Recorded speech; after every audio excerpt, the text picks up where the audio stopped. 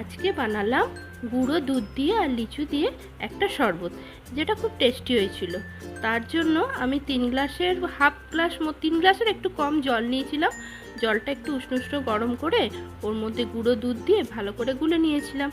এরপর ওই পরিমাণে চিনি দিয়ে ভালোভাবে গুলে নেওয়ার পর তারপরে অন্য একটা গ্লাসে একটু কর্নফ্লাওয়ার দিয়ে আর একটু জল দিয়ে ভালো করে গুলে নিয়েছিলাম।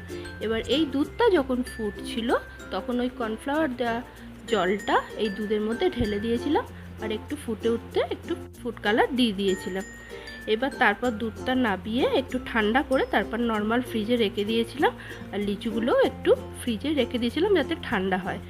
এরপর যখন দুধটাও ঠান্ডা, লিচুগুলোও ঠান্ডা হয়ে যাওয়ার পর ওর মধ্যে একটু গোলাপ জল মিশিয়ে নিয়েছিলাম যাতে আরও টেস্ট হয়।